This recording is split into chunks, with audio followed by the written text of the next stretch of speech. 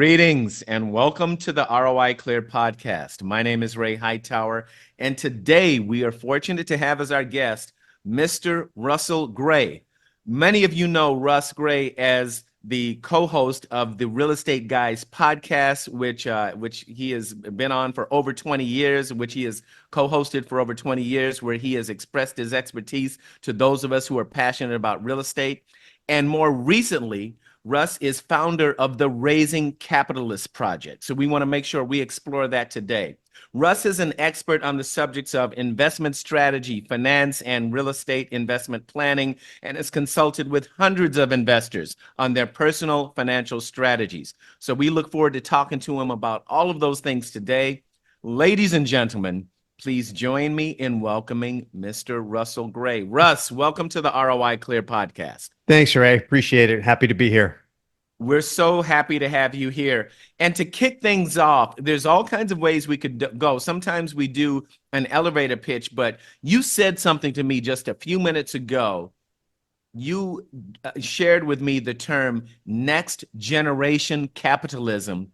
That's an area that you're very passionate about because you're looking at the future. You're looking at the young people who are, 10, 12 years old, who will be voting in the next few years, 8 or 10 years or so. And I need to ask you, Russ, tell us about next generation capitalism. What does that mean, and why are you so passionate about it?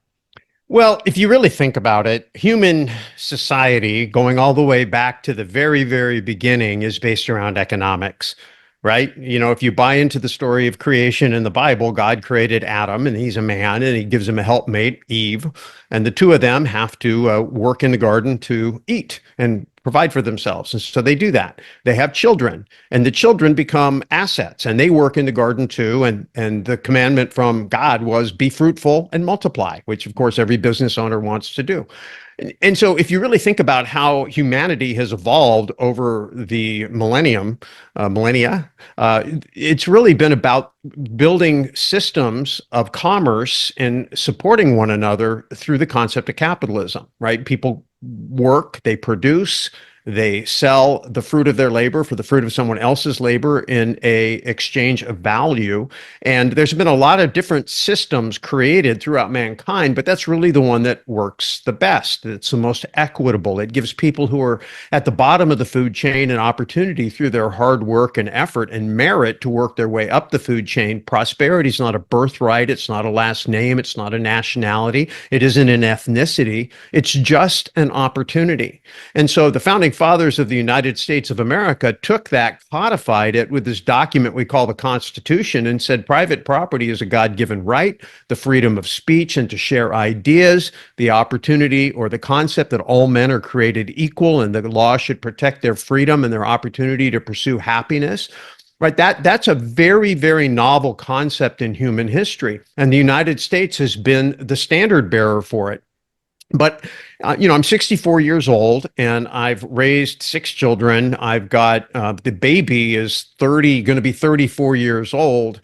And we homeschooled them back in the 80s, at least most of them, because we were concerned about the way the school system was educating them, leaving certain things out. And also, not just the educational component, but the socialization component. A lot of people criticize us back in the 80s. Homeschooling wasn't a thing in the 80s. I'm telling you, there was only about 1 million families nationally that were doing it, which sounds like a lot, but it really wasn't when you consider the size of the population. And so they were very concerned that our kids would not be properly socialized. But we had them active in church. We had them active in sports. They were active in their community. We had a cabana club and they swam. And so, they had plenty of socialization. And the socialization that I didn't want them to have was this idea that because they exist, they were entitled to get something for nothing, that somebody else should do the work and produce the product, and they should just get the benefit of it just because they happen to breathe. And that has really become a much more institutionalized concept, to the point where there are generations of young people out there who don't really understand supply chain, the motivations behind production, where the goods and services they want to consume come from, and or even where jobs come from. And so if you think about a system that has been a little bit corrupted, and I'm not saying this happened on purpose, but if you go back and look, you've got a legal system now that takes children who used to work in the family business, work on the family farm, be part of the productive economy, and through educational truancy laws, pulls them out of the home at about 5 years old and sticks them in government-sponsored education institutions called public schools. And there, everything they need just magically appears. Well, when they get a little bit older in life and they really begin to be quasi-adults and they have adult desires and abilities, we've created minimum wage laws that make them almost unhireable. So even though technically they can work, they can't find work. And so that keeps them continuing to be in a dependent mode where they're not part of the productive economy. Then when they get to be 18 years old, we wave a document in front of them called a student loan and promise them that if they will sign here, press hard, and become a debt slave, unforgivable debt, right? For the first maybe 10 years of their working life, they have an opportunity over the course of their life to earn maybe 10, 15, 20% more than if they didn't have that piece of paper. And they're not really given an option, and they clearly don't have a financial education to understand the ramification of what they've done. This idea that these young people then are given the opportunity, if you call it an opportunity, to sign on a often six-figure unforgivable debt called a student loan with the promise that if they get this degree, they will be able to go out into the workforce and earn 10, 15, 20% more than if they didn't have it. But the bigger issue in my mind is that for those first years of their formative life as an adult and they're voting 18, 19, 20, 21 years old, they still have never really participated in the productive economy. And see, I don't think this is right because, and I did an interview. I got a chance to interview a young lady who went through that process. She's 35 years old today. And I interviewed her for Robert Kiyosaki's Rich Dad radio show. So folks want to look that up. They just can go to YouTube and put in Main Street Capitalist. And Yes. you should find a picture of me and Robert Kiyosaki. And Robert wasn't on the show, but I interviewed this young lady, Layla. And it's really, her story is very representative. So she went to a nice high school, college prep, and she went and prepared to go to college. She went to college, got a degree in political science because she cared about the world, right? She's motives are good. And then after she got her degree in political science, she moved to Washington, D.C. to seek employment with the State Department because she wanted to be in government and make a positive difference.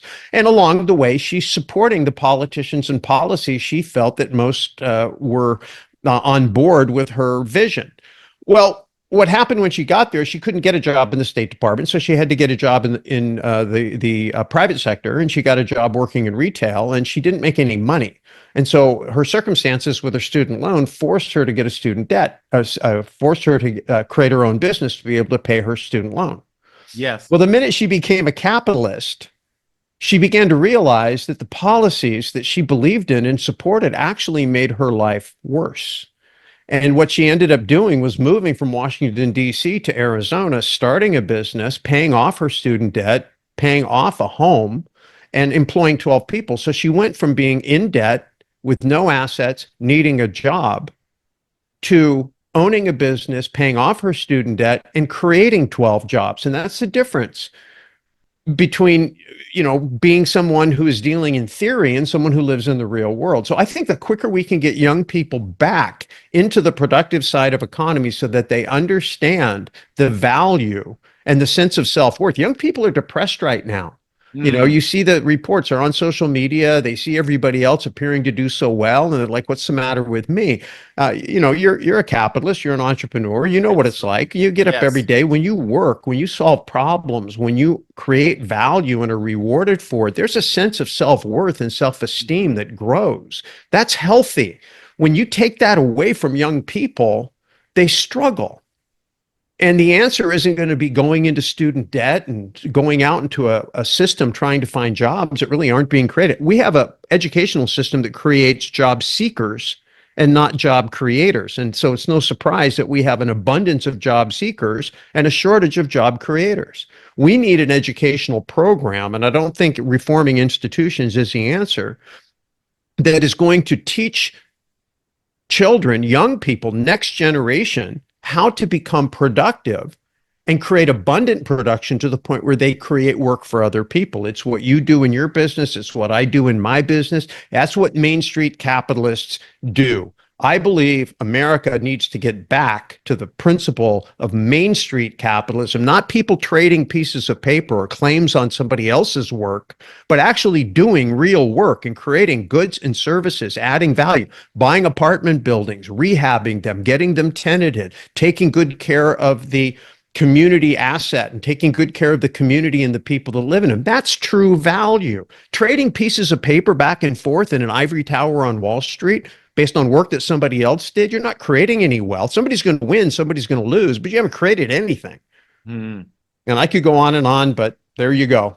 That's what I'm on fire for. I am, you know what? And your fire has, I'm sure, has ignited fire in the hearts of many of our listeners and viewers today, because you hit so many powerful points. Starting from the beginning, you said that we've created a system where the government takes kids away from their families at the age of 5, instead of going through a family apprenticeship. I think you said it that way, which is essentially a family apprenticeship. Well, that's what I mean. That is, yeah. It's the way humans were designed to learn. Absolutely. You know, we are, you know, when kids come into our lives, we are mentors to them, and they are our apprenticeship. They are our apprentices in this apprenticeship arrangement called life. You're making me think about this in a different way too, which is good, which is why I'm glad I'm talking to you. But they're pulled away from the apprenticeship for life, where they would learn things like be fruitful and multiply, where they would learn how to create value. Because when kids were growing up on a farm, they had to learn that. Or if they were growing up in the city, they were apprenticed to a parent who may have been a tradesperson of some sort, a shoemaker or a cobbler or something along those lines. This is fascinating. And then when they go into this system, we're creating people who are good at looking for jobs, but not necessarily creating jobs. Now, a few make it through the cracks of the system and learn how to create jobs. A few entrepreneurs just break through anyway, but the vast majority, as you said, are inculcated in this idea of looking for a job. And I love that you mentioned the person that you interviewed on the podcast who went to DC, ended up in a retail job, wasn't making enough money to cover student loans, created a business in order to solve that problem. And in solving that problem, decided to move to Arizona and solve that problem not only for herself, but for 12 employees. Oh my goodness, Russ, I'm on fire for what you're saying here. How are you implementing these ideas? Because you have a very clear and passionate, and I would say, if I can use the word in this context, you have an inflammatory vision for next generation capitalism. Tell us about how you're implementing this. How are you implementing your vision for next generation capitalism? And how are you turning more of our young people and older people too into Main Street capitalists? You know, Ray, that's such a great question, because a lot of times when you get into these philosophical kind of conversations about the way the world should be, or the way you'd like it to be, or the change you can be in the world, sometimes there's a disconnect between the concept and actually getting it implemented. And so I spent a lot of time thinking about that. One of the reasons I stepped away from Real Estate Guys radio show after 20 years is because I felt like I wanted to take what I wanted to do on a focus that was a little bit off the center mass of real estate. I believe real estate is the single best investment for the kind of economic system we have, which is got inflation baked into the cake, right? So I study the economic system. I understand its strengths and weaknesses. I think that it's fundamentally flawed, and at some point it's going to break down and be reset. I'm watching that process, I think, play out slowly. But the people who really are going to survive are going to be the ones who actually know how, in any system, to go out and create real value in the real world. But in the meantime, real estate allows you to ride the inflation wave to prosperity. So I won't get into that, but the entrepreneurial side of real estate is raising capital.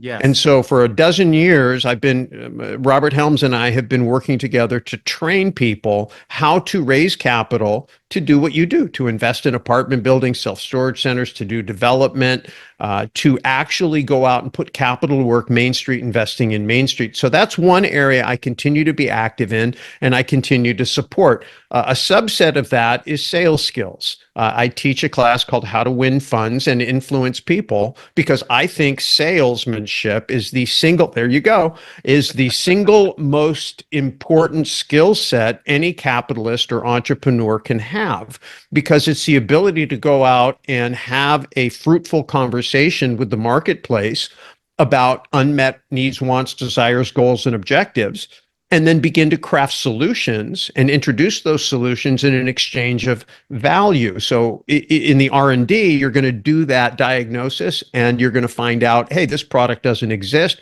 Wow, there's an opportunity to create a solution. Or the product does exist. There's an opportunity to make a sale, place a referral, or do whatever. So to me, that's fundamental. But the next level up is this project I created called the Raising Capitalists Project. So it's got 5 pillars to it. And pillar number 1, which is the hub of it, is a mentoring program. And in the mentoring program, and I've been involved in investor mentoring for 20 some odd years, taking it into a virtual community because we're taking advantage of the technology and we want to go where the kids are. We want to teach them the way they want to learn. They don't want to go to school. They go to YouTube. If they want to learn something, they look it up on YouTube, right? Let's not fight YouTube that. University, yes. Yeah, so let's not fight that. Let's let them consume and bond and network the way that they want to. But the idea is supporting, first of all, the parents. I don't believe it's proper for people to go to the children and try to do anything with children without going through the parents. And so it's supporting the parents. And there are parents out there who understand the educational system is broken. It's not properly preparing their children for the real world. They themselves would like to be entrepreneurs, but they don't know how. It's why Kiyosaki's book, Rich Dad, Poor Dad, was such a mind-blowing success because he actually showed people, look, there's 2 sides to this. There's employee and self-employed, trade time for dollars. And then there's business owners and investors who own things that pay them to own them, or you build things like a portfolio or a business that pays you to own it. Those are 2 different ways of thinking. Our school system trains people to think in terms of trading time for dollars, to be cogs in a machine. Well, Rockefeller, way back in the early 1900s, created the Board of Education specifically to turn the school system into a factory for factory workers. You can look that up. And so everything that we do is made in that image. But we're in a gig economy. We're not in these hierarchical corporations. I think there's some people that want to push people into those because they're easier to control. But I'm a big believer in decentralization. So having lots of little businesses that can come together through cooperative arrangements to form a big enterprise. I'm a part of a mastermind with George Gammon, Jason Hartman, Robert Helms, and Ken McElroy. The 5 of us are the partners in Collective Inner Circle Mastermind. In fact, this weekend I'm going to Las Vegas. Robert Kiyosaki's a member. Mike Maloney just joined. So we've got these really big brains. One of the guys in that is a man named Travis, and he is one of the biggest independent Amazon delivery operators. So here you've got Amazon, this giant company, and yet they are delivering their packages through independent entrepreneurs through a contractual arrangement. It's not an employee. It's not a hierarchy. It is an independent company that has an affiliation. Amazon built its whole business model about creating a distribution model and then creating salespeople, independent entrepreneurs. There are all kinds of classes out there to start an Amazon store. Right? All roads lead home for Amazon. Sure. But those people don't work for Amazon, but they do work that benefits Amazon. That's the 21st century economy. Our educational system doesn't prepare kids for that. So the idea is to find people like you, to find people out there who have figured out how to start a business, how to build a portfolio that have a need for services. You have people on your payroll that help you get things done. Yes. What if that person that you hired wasn't an employee, but was a subcontractor, and it was a parent or a set of parents that start a side hustle? So they start Russ Gray LLC, providing services to Ray Hightower and ROI Clear. Now you're going to pay me to train me because that's what you do with employees. See, the school system says, no, no, no, you have to pay to be trained. Corporate America, Main Street capitalism says, no, no, no, no, we pay you to train you. It's an investment, Right. right? Okay. So now you train them how to create a business that's going to uniquely service your needs. They hire their children because only they can. And they Right. can pay their child nearly $14,000 a year tax free. So you make sales in your business, you pay the parents whatever you pay them. Of that, $14,000 goes to the kid. So you write it off, the parents write it off, and the kid doesn't pay tax. Now, imagine being a 10-year-old doing legitimate work. You're doing social media work, you're doing research, you're shredding papers, you're filing, you're doing work that you can do. There's work that can be done in any business, right? And the safety of the child, that's why we have child labor laws, presumably, but it is really the best person to be the determinant of whether the child is safe or not, or being abused or not, is the parent. Absolutely. Let the parent Yes. make that decision. Yes. Give the kid work to do. Now imagine this kid's making $14,000 a year and they can spend $4,000 a year. They got $300 a month spending money, tax free. What do you think their friends are thinking? They're thinking, how can I do that too? How can I do that? Well, have your mom call my mom or have your dad call my dad, right? Yeah. Now, meanwhile, the kid is banking 10 grand a year from 10 years old to 18 years old. Shows up at 18 years old. He's got 80 grand plus interest banked, tax free. Yes. He's got 8 years of not paying tax. Now he goes and gets a job and they lop off 25% of his income. What do you think he's going to say? He's going to say, I'm going to start another business. That's right. Like, Yes, what the yes, heck is yes. this? Yes. What Yes. is this? What am I paying for? See, wouldn't it be good if taxpayers actually ask the question, what am I paying for? Right? I think that would be, I'm not telling people what their politics should be. I'm saying that policy is a derivative of economics. Yeah. And when politicians take control of your life, they do it economically. Right. Okay. And you know so what? if It you comes want to back be to what you free, said. it starts with an economic education. Yeah. Yeah. And economic education, my goodness, it goes back to what you said. Rockefeller and his cronies wanted the school system to be a factory for workers. A factory that creates workers for their factories, right? And the better determinant of what's best for the child is going to be the parent in terms of safety and education and what fits them. That's 100%. why Yeah, I love this. Yeah. that is the system, right? Right. Parents are the protector of the children. Now we have a battle going on right now. There are places Yes. and there are people who think that the parents shouldn't have that Right. power, that it belongs to someone else besides the parents. I think most parents would resist that.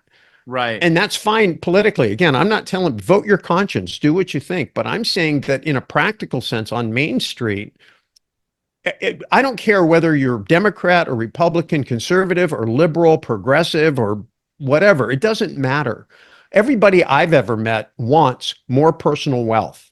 They Yeah. want more personal freedom. They want better personal health and better health choices. Everybody wants that. Mm-hmm. And so let's just focus on that common ground. If I can train my child how to become productive in my business and they can create tax-free income and they can save that income, then by the time they're 18 years old, they've got 6, 7, 8 years of experience as a capitalist. They know what it is to be productive. Right. They've earned, they understand business and value. You don't get paid just for showing up. You get paid for producing results. That's the real Yes. world, Yes. right? And now when it comes time to get that college education, it's not, I have to do this. It's my only hope. It's an option that you have if you want to, and you're $80,000 down the road towards paying for it. Now, for me, if I'm 18 years old and I've got 8 years working with a real investor, probably on a mortgage, not a student. And I'm going to get a property that comes with tenants that make the payment for me. And then I will use the cash flow and the appreciation to finish the funding of my college education if I decide that's what I want to do. And I'm not doing it because I need the money. I've already figured money out. Sure. I'm doing it because I want to be trained how to do a specific business or function like a doctor or a lawyer or whatever. And that's fine. We need those people. I'm not putting down people that provide services. But even a kid who goes to become a doctor or an accountant or whatever, they can be on the S side where they're trading time for dollars, or they can create a firm where they, like this young lady Layla that I interviewed, created 12 positions for people to do the work because her business created so much work she couldn't possibly do it herself. She had to bring Yeah. on other people. And that entire process is one of creating abundance. And all of society gets richer. You spread the wealth around by creating wealth. When you create abundance, it just overflows everywhere. Taking from one pile and putting into another pile. It's the same problem with crony capitalism or that Wall Street Yes. capitalism. When you're out there on Main Street doing real work and the guys on Wall Street are trading the claims on your work, they're not doing any work. They're not providing any goods and services. They're not building anything. They're not creating any programs. They're not owning any all they're doing is laying a claim to your work, right? Hmm. That by definition dilutes what you do, and that's scarcity. What we Right. know, we need more. Our economy, the United States, went from being an industrial economy to being a financialized economy, and to do that, we had to export the production offshore. And so, of Right. course, now we found out during COVID that a lot of essential things that we need are manufactured offshore. So there's a Yes. movement to repatriate manufacturing. And I personally am of the belief that would be very good for the Hmm. country because when you create real goods and services, you're wealthier. And then when you're wealthier, you create abundance for everybody. And I think that's good. Now you have to create people who know how to work in that system. And a lot of young people, they want to make big money. And they're like, well, I'm going to go be an investment banker on Wall Street.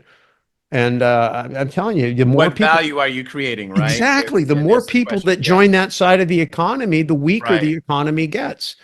And the only way you can perpetuate that is to continue to, in this case, abuse the fact that we have the world's reserve currency and we can print $1 trillion every 100 days and export it to the world. And so it Yeah. dilutes the effect. But if, in fact, and this is one of the macro trends that I'm paying attention to, in fact, just in a week, the BRICS nations are going to be getting together, and they're Hmm. continuing their decade-long drive to de-dollarize. They're trying to get out from underneath the dollar. Yes. And if they Yes. succeed, and I'm not saying they will, and I'm not saying it's going to happen tomorrow or next week or next year, but it's a trend, and it's a big, powerful block of countries that represent a lot of energy production, a Yes. huge military, the Yeah. biggest population in the world, the And biggest all of our manufacturing suppliers, they are economy in the world. supplying goods. Yes. Yes. So they have the potential to succeed. And if they do, then our ability to print money out of thin air and export it to them goes away. And when that happens, it is a sea change. It is a systemic shock on Main Mm. Street. And so a big part of my mission is to prepare Main Street to understand, hey, this is happening. And these are the things that you can do along the way to insulate yourself and prepare yourself. And then whatever system arises on the back end, as long as we have private property rights and the ability to contract, we will have an economy. Economies don't die. People think they do. Systems that support economies die, but the Hmm. economy doesn't die. The economy is you get up this morning hungry and you've got to go do something to eat. That's economics. Right. And so if there's somebody out there who grows some food and they have a service you need, like you dig a ditch or do something for them, then you guys can have a trade. So whether it descends all the way down to pure barter, there will be an economy. And so people, capitalists, will understand how to thrive in that economy, whether it's rudimentary or sophisticated. Hopefully, it'll stay sophisticated. Yes. Hopefully, it will Right. remain modern and technologically supported and with good, affordable energy and all the things that we need to make modern economy work. But if for whatever reason we go through like I don't know what you'd call it, a dark ages, a period of time where, like after the Roman Empire, when the Yeah. Right. sophisticated um, systems fell apart and people had to really go back to very unsophisticated ways, still the people who were able to survive were the ones who owned property and were productive. And so it comes down to the same thing. So I think if there's anything that everybody ought to have in common, it's this thing I have hanging behind me, which is the Bill of Rights and the Constitution. And that Okay. is your right to own private property and to enter into private contracts, right? If we don't protect that, then there is no prosperity. There's no wealth you can have. Do you know who Jack Ma is? Yeah, he's in China. Who started Founder of Alibaba, right? The Alibaba? Yes, Chinese Alibaba. Amazon. Oh And my goodness, I love his story. How he learned English as a teenager by hanging out at resorts in China. yeah, Talking well, to you know what he really learned? what did he really learn? He really learned that no matter how rich you are, if you don't live in a free country, you're not rich, you're not free. This is true. He disappeared. He disappeared, and when he came back, his speech patterns were very different. Yes, he went probably to some Yes. form of a re-education camp, right? And then you've got this guy that created the was it Telegram? The Oh, Russian. yes, right, Yeah, right. same thing. Worth picked him up in $15 billion France. dollars, lands in France, and they arrest him, Yes, right? I don't care how rich right. you are. If you're not free, it's not worth it. So the ultimate end game of the Raising Capitalist project and the Main Street Capitalist podcast, which I'm about to launch, is to get people to understand that when you make it, financial freedom is not free, right? Financial freedom earns you the right to protect the system of private property rights and freedom to contract that makes your financial freedom possible and enjoyable. If you have financial wealth, but you don't have freedom, you're not really free. Think about it this way. The founders of our country were already rich when they created the United States. Sure.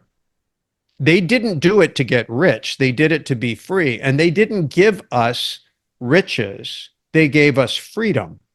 And we use the freedom to become rich. Today, our freedoms are under attack. And to no surprise, our wealth is diminishing. It might be up in dollars, but those dollars are worth less and less. Real wages are down. Cost of homes are way up. People are having to get smaller homes and move to cheaper areas. And, we have tiny homes and pad split and all these things that are coming to try to find a way. It's great if you're in affordable housing, right? Yeah. It's a wave you can ride. I don't not participate in the benefits that are created from the problems, but that doesn't mean I don't want to solve the problems. I do. And we're not going to solve the problems, in my opinion, politically.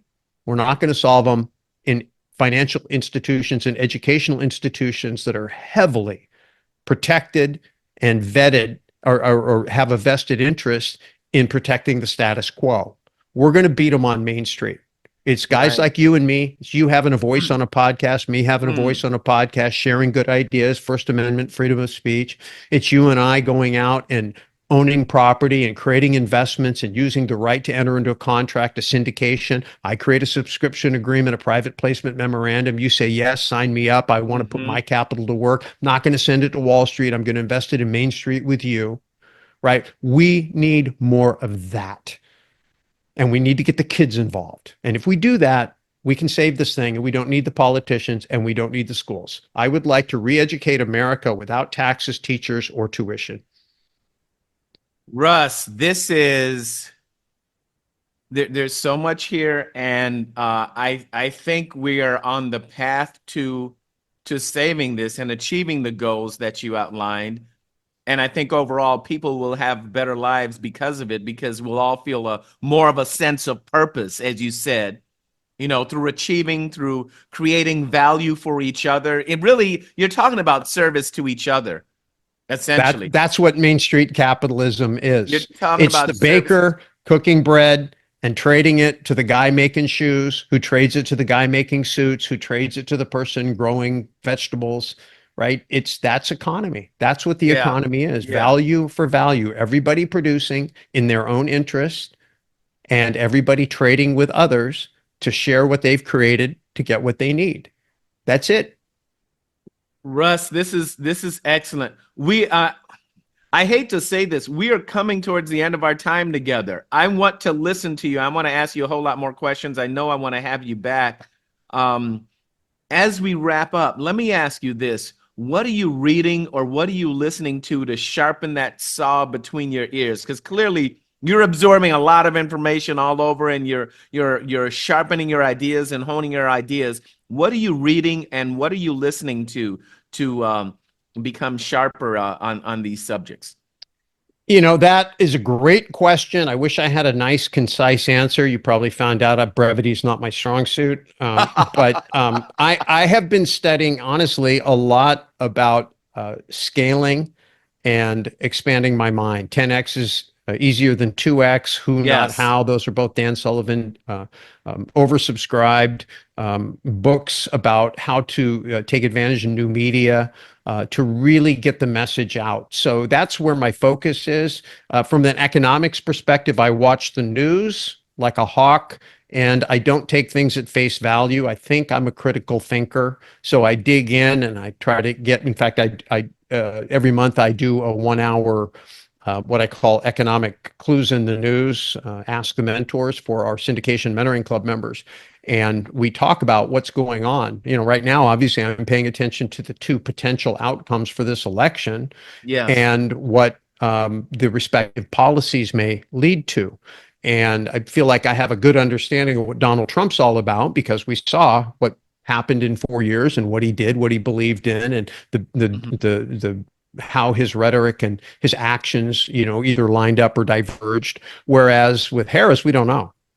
And so it's kind of wait and see. I do attend conferences. This weekend, I'm going to go to the Collective Inner Circle Mastermind, spend time with George Gammon, who I pay attention to, Jason Hartman, who really knows real estate, Kenny McElroy, who's brilliant in the multifamily space and syndication. So I'm really happy to be partners with those guys. I'm going to the New Orleans Investment Conference, where I pay a lot of attention to what's going on in gold and the economics behind the dollar and the financial system. Sitting on a panel there with Danielle DiMartino Booth, who's pretty well known in the and Peter Schiff, two kind of non-real estate people, but are really in the macro space. Paying attention, you know, there's been some talk about if Trump gets in, maybe going after the Federal Reserve and restructuring that. That would be very, very interesting to see. Robert Barnes, who is actually engaged in a lawsuit right now against the Federal Reserve, is going to be our guest speaker, one of our guest speakers at this weekend's retreat in Las Vegas. So I probably have 5 or 6 books I'm reading at any time. I listen to podcasts and read the news every day. So you know, where I feel like I'm really focused personally is just who I have to become in order to do this at the scale I want to do it at. I'm not here to reach a few hundred people or a few thousand people. My mission is to catalyze 1 million Main Street businesses and become an influencer of influencers for the cause of Main Street capitalism. And so that's why I left the real estate guys. No animosity between Robert Helms and I. Get along fine. Still partners in the Collective Inner Circle. But I just felt like I'd done everything I wanted to do in the real estate coaching space, and I really want to move on to this Main Street capitalism cause, and especially next generation capitalism through the Raising Capitalist Project.